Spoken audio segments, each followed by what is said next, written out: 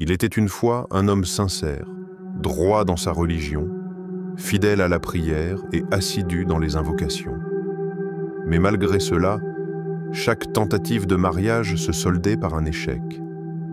Les cœurs s'éloignaient, les portes se fermaient, les projets se brisaient. Fatigué, le cœur lourd, il se tourna vers un savant et lui confia ses douleurs. Le savant, avec sagesse, lui répondit : « Ce qui est pour toi viendra à toi, même si tout semble t'en séparer. Et ce qui n'est pas pour toi s'éloignera, même si tu le retiens de toutes tes forces. » Une parole simple, mais profonde.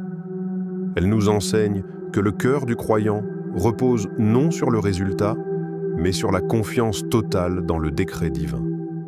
Parfois, on insiste pour faire durer une relation. D'autres fois, une personne entre dans notre vie sans prévenir et tout coule de source. Et si ce n'était pas une coïncidence ? Et si chaque fermeture de porte, chaque rencontre, chaque séparation était une partie du plan parfait d'Allah ? Le prophète a dit : « Ce qui t'a atteint ne pouvait te manquer. Et ce qui t'a manqué ne pouvait t'atteindre. » Rapporté par At-Tirmidhi. Je t'invite, chers frères, chères sœurs, à faire de cette vidéo plus qu'un simple visionnage.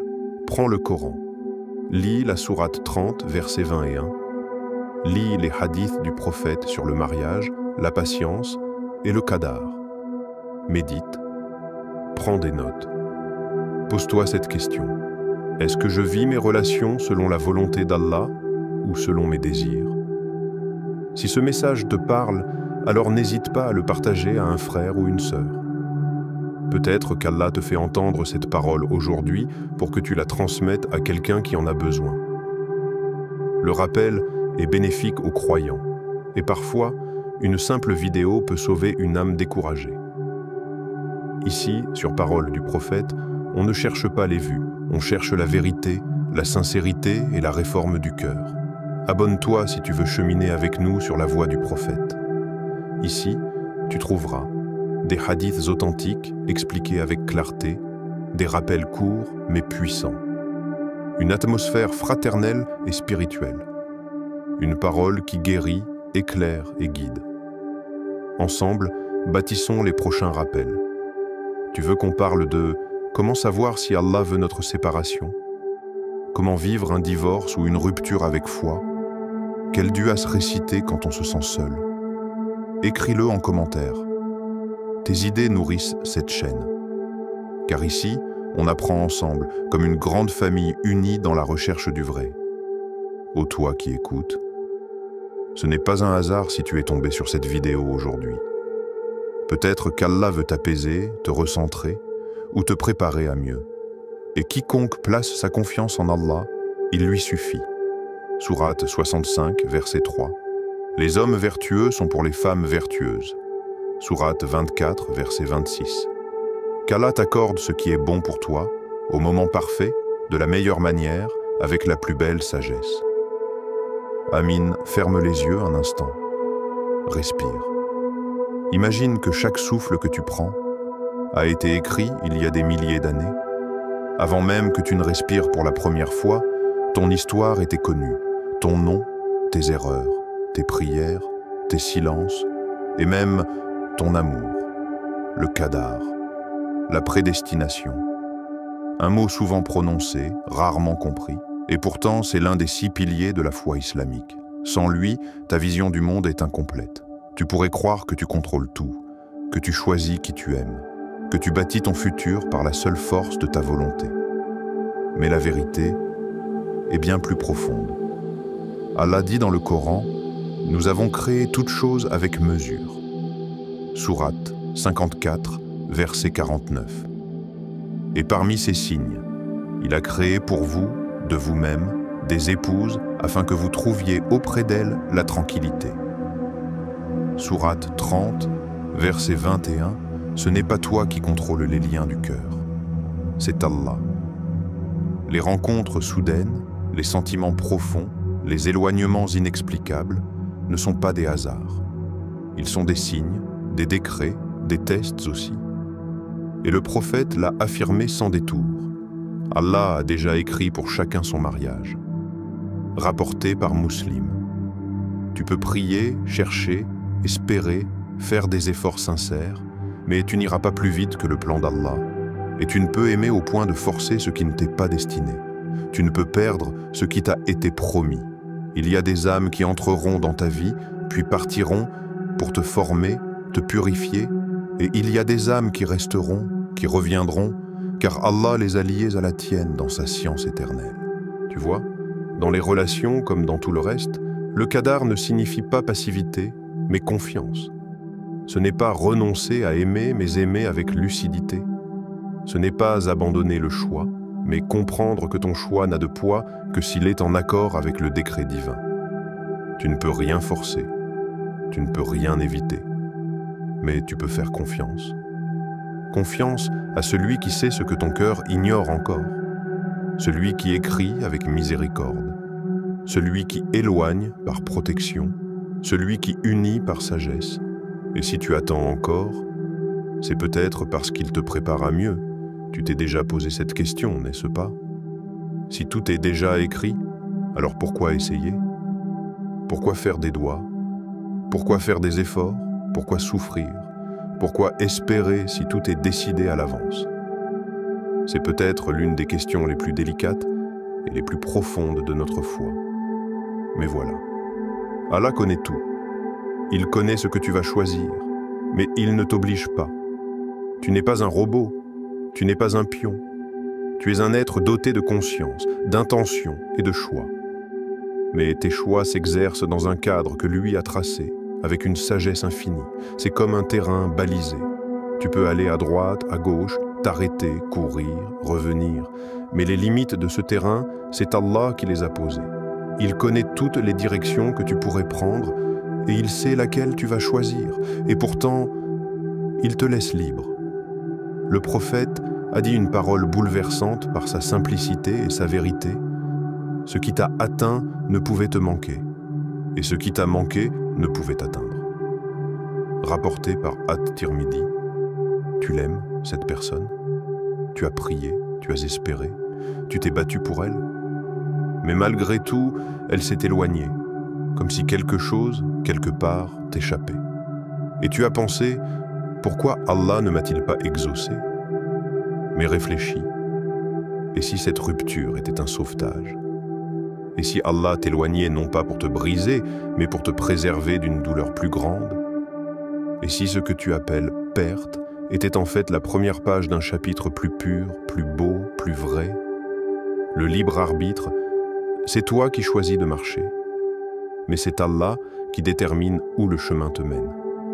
Tu plantes la graine, tu arroses, tu patientes. Mais la floraison, c'est lui qui la décide. Ce n'est pas parce que tout est écrit que tu dois rester immobile. C'est parce que tout est écrit que tu peux marcher en paix, sans crainte. Parce que ce qui est pour toi te trouvera, même dans le désert. Et ce qui ne t'est pas destiné s'effacera, même si tu le tiens à deux mains. Tu as le choix. Mais lui a la sagesse. Il y a des signes, discrets, silencieux, mais puissants. Pas des éclairs dans le ciel, ni des miracles extraordinaires. Des choses simples, des choses vraies. Des signes qui ne viennent pas de l'extérieur, mais qui parlent au fond de toi. Première, tranquillité et harmonie. C'est le tout premier signe. Une paix. Une sérénité presque inexplicable. Pas d'euphorie, pas d'obsession. Juste un calme. Tu es toi-même. Tu n'as pas besoin de jouer un rôle. Tu ne marches pas sur des œufs et surtout, cette personne ne te distrait pas d'Allah. Elle t'en rapproche. Ta foi grandit, ton cœur s'apaise. C'est comme si Allah posait sa main sur ton âme pour te dire « Voici une sécurité ». Et parmi ces signes, il a créé pour vous, de vous-même, des épouses, afin que vous trouviez auprès d'elles la tranquillité. Sourate 30, versets 20 et 1, ce n'est pas un frisson dans la peau, c'est un silence dans le cœur. Deuxième, facilité et fluidité. Quand quelque chose est voulu par Allah, il en ouvre les portes. Les bonnes personnes arrivent, les conversations se passent mieux que prévu. Les familles sont réceptives. Il y a des défis, oui, mais ils ne deviennent jamais des murs infranchissables.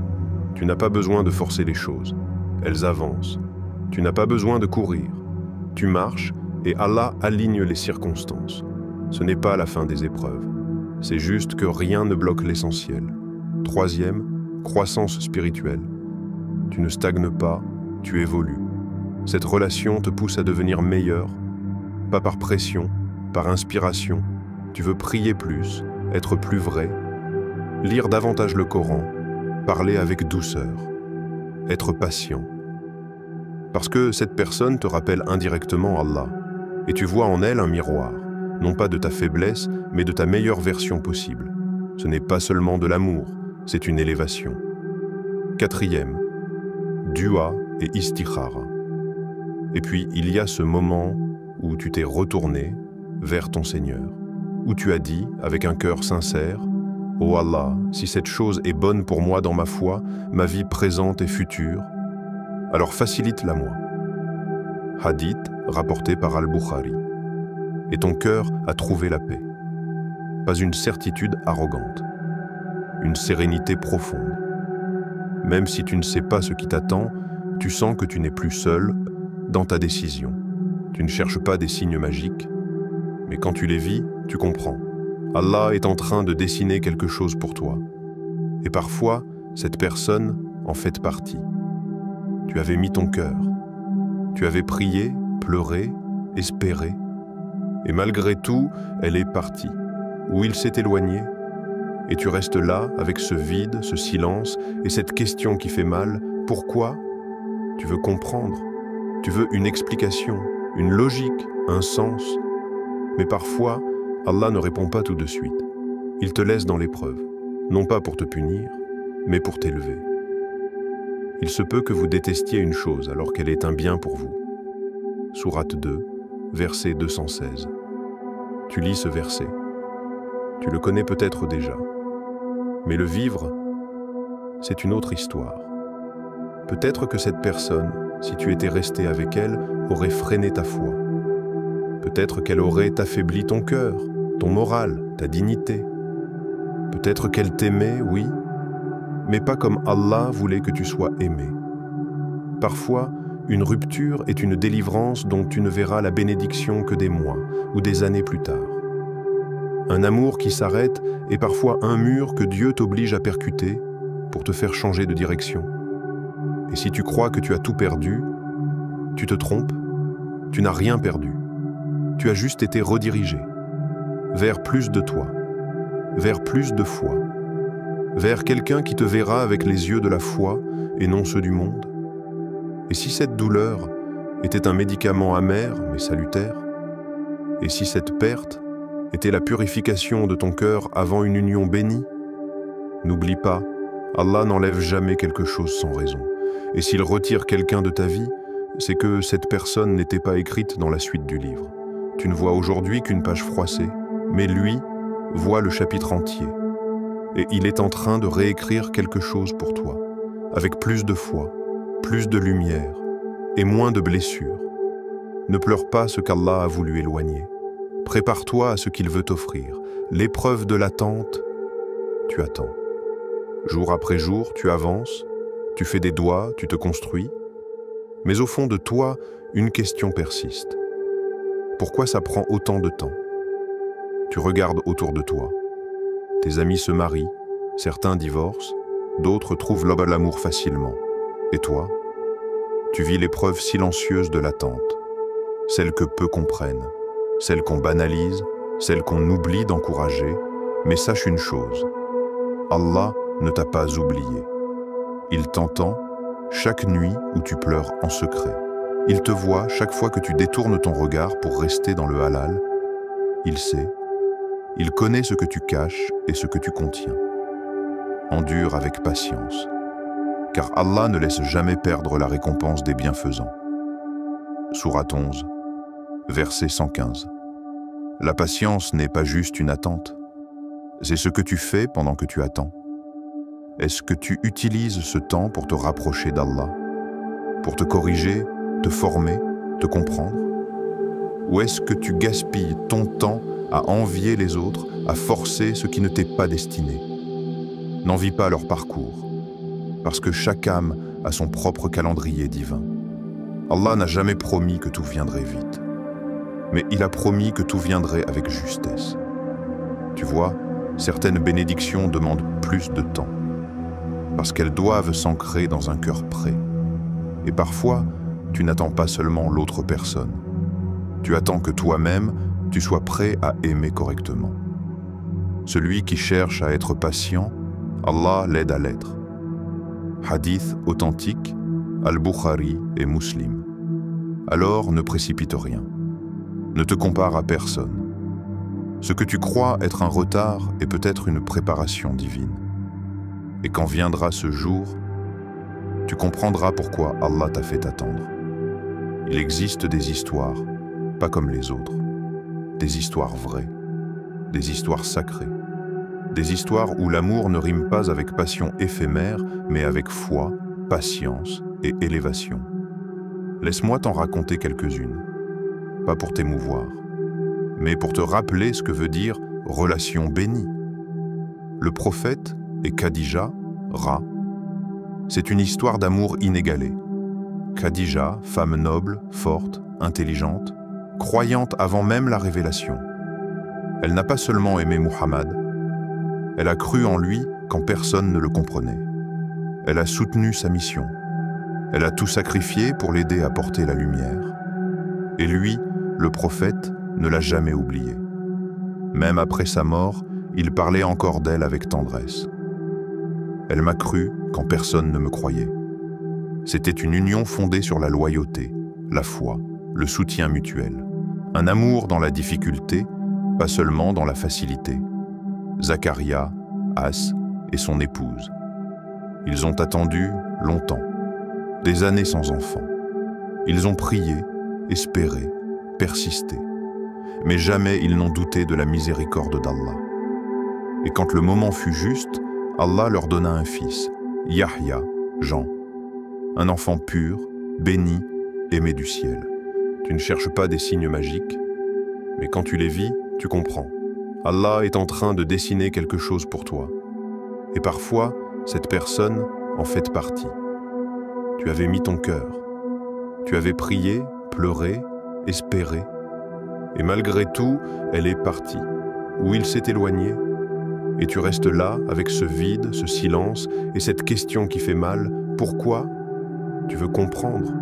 Tu veux une explication, une logique, un sens. Mais parfois, Allah ne répond pas tout de suite.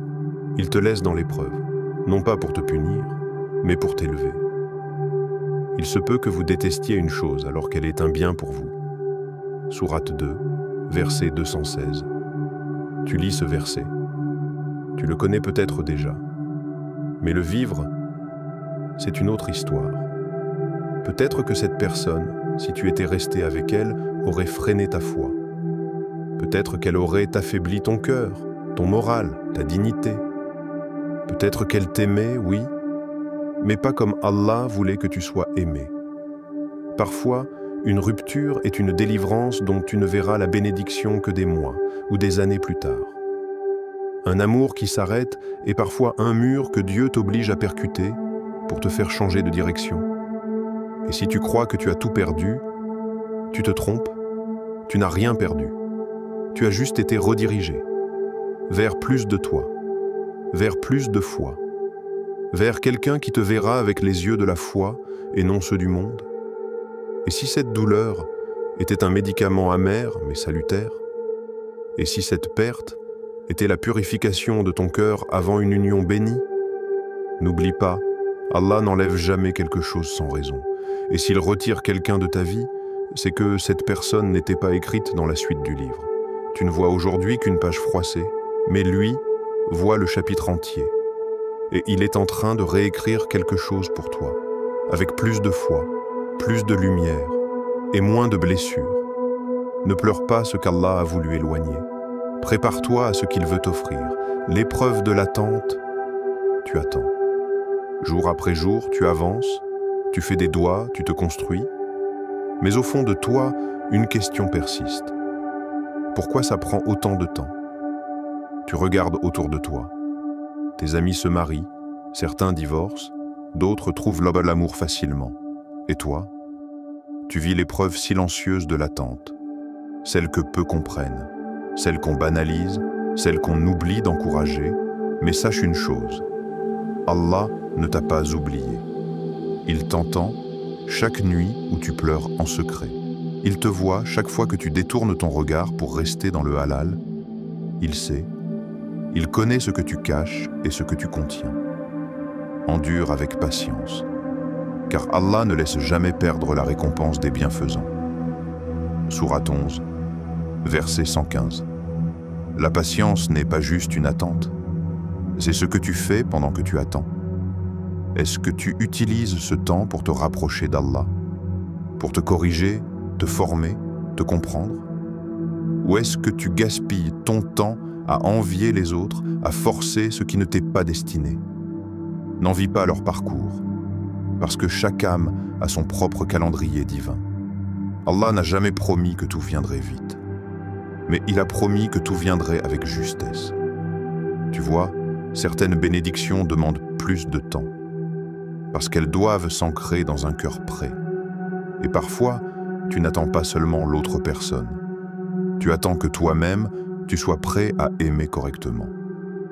Celui qui cherche à être patient, Allah l'aide à l'être. Hadith authentique, Al-Bukhari et Muslim. Alors ne précipite rien. Ne te compare à personne. Ce que tu crois être un retard est peut-être une préparation divine. Et quand viendra ce jour, tu comprendras pourquoi Allah t'a fait attendre. Il existe des histoires, pas comme les autres. Des histoires vraies, des histoires sacrées. Des histoires où l'amour ne rime pas avec passion éphémère, mais avec foi, patience et élévation. Laisse-moi t'en raconter quelques-unes, pas pour t'émouvoir, mais pour te rappeler ce que veut dire relation bénie. Le prophète et Khadija, Ra, c'est une histoire d'amour inégalée. Khadija, femme noble, forte, intelligente, croyante avant même la révélation. Elle n'a pas seulement aimé Muhammad, elle a cru en lui quand personne ne le comprenait. Elle a soutenu sa mission. Elle a tout sacrifié pour l'aider à porter la lumière. Et lui, le prophète, ne l'a jamais oublié. Même après sa mort, il parlait encore d'elle avec tendresse. Elle m'a cru quand personne ne me croyait. C'était une union fondée sur la loyauté, la foi, le soutien mutuel. Un amour dans la difficulté, pas seulement dans la facilité. Zacharia, As et son épouse. Ils ont attendu longtemps, des années sans enfant. Ils ont prié, espéré, persisté. Mais jamais ils n'ont douté de la miséricorde d'Allah. Et quand le moment fut juste, Allah leur donna un fils, Yahya, Jean, un enfant pur, béni, aimé du ciel. Ô Seigneur, ne me laisse pas sans descendance alors que tu es le meilleur des héritiers. Sourate 21-29. Leur histoire est celle de la foi patiente, de l'amour qui attend avec confiance, de la certitude que rien n'est impossible pour celui qui dit « soit » et la chose est. Salama, Ra. Elle avait perdu son mari bien-aimé. Elle pensait que plus rien de bon ne l'attendait, mais elle a fait une invocation. « Ô Allah, récompense-moi pour mon malheur et accorde-moi mieux. » Et Allah lui a répondu en lui offrant le meilleur des hommes, le prophète lui-même. C'est l'histoire de la consolation divine. Quand tu crois que tout est fini, Allah t'ouvre une porte que tu n'avais jamais imaginée. Ces histoires ne sont pas des contes, ce sont des modèles, des lanternes. Elles nous rappellent que l'amour selon Allah n'est jamais ordinaire. Comment te préparer à l'amour béni par Allah? Tu dis que tu veux une relation bénie, un mariage rempli de paix, de foi, de stabilité. Tu veux quelqu'un qui te comprenne, t'écoute, te guide, quelqu'un qui prie à tes côtés, qui t'élève dans ta foi, qui t'aime sans te détourner d'Allah. Mais maintenant, sois honnête avec toi-même. Es-tu prêt pour ça? L'amour sincère ne se cherche pas seulement à l'extérieur, il se prépare à l'intérieur. Renforce ton lien avec Allah. Avant d'aimer quelqu'un, aime ton Seigneur. Avant de chercher une présence humaine, cherche la proximité divine. Parce que si ton cœur est déjà rempli de vide, aucune personne ne pourra le combler. Ta relation avec Allah est la racine. Et sans racine, aucun amour ne tiendra face au vent de la vie. Sois assidu dans la prière. Tu veux qu'Allah bénisse ton mariage? Commence par ne pas le délaisser dans tes prières. La prière, c'est ce qui purifie ton regard, aligne ton cœur, calme ton impatience. Celui ou celle qui préserve sa salat préservera aussi son couple. Purifie ton comportement. Un bon cœur, c'est bien. Mais un bon comportement, c'est ce que l'autre vivra au quotidien. Le prophète a dit, « Le meilleur d'entre vous est celui qui a le meilleur comportement ». Rapporté par Al-Bukhari. Travaille ta patience, sabre, ta douceur, ta capacité à dialoguer sans blesser, à pardonner sans t'éteindre. Préserve-toi des relations toxiques ou illicites. Tu veux un amour pur? Alors ne te salis pas dans des liens qui consument ton âme. Chaque attachement illicite retarde ce qui t'est réellement destiné. Préserve ton cœur. Ne le donne pas en morceaux. Travaille ta stabilité émotionnelle, spirituelle, financière. Ne cherche pas quelqu'un pour te réparer. Deviens quelqu'un qui se reconnaît déjà sans être dépendant.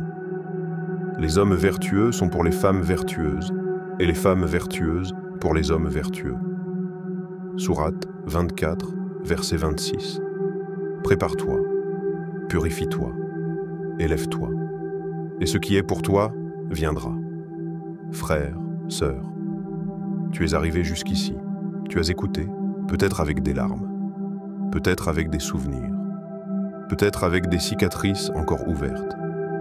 Et maintenant, laisse-moi te dire quelque chose de simple, quelque chose de vrai.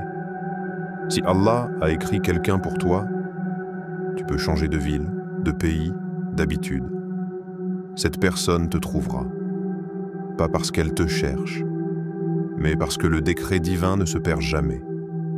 Et si ce n'est pas elle, même si tu t'y accroches de toutes tes forces, même si tu pries, pleures, insistes, elle finira par s'éloigner, non pas parce qu'Allah te punit, mais parce qu'il veut t'offrir mieux. Tu vois, ton cœur est précieux, et Allah ne le confie pas à n'importe qui.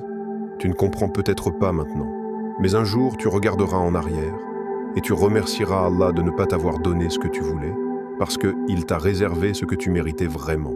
Alors oui, patiente, prépare-toi. Et surtout, fais confiance à son plan. Et quiconque place sa confiance en Allah, il lui suffit. Sourate 65, verset 3. Il se peut que vous détestiez une chose alors qu'elle est un bien pour vous.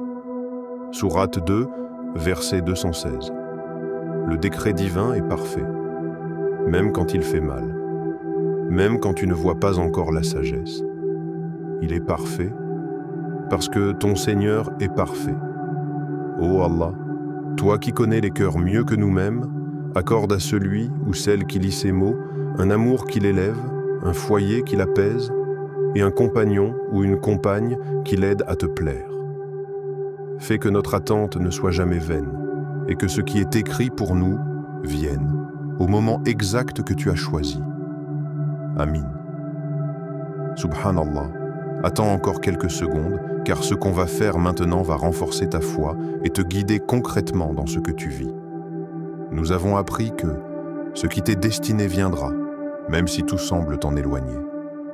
Le qadar, la prédestination, est une réalité profonde que chaque croyant doit accueillir avec soumission et confiance.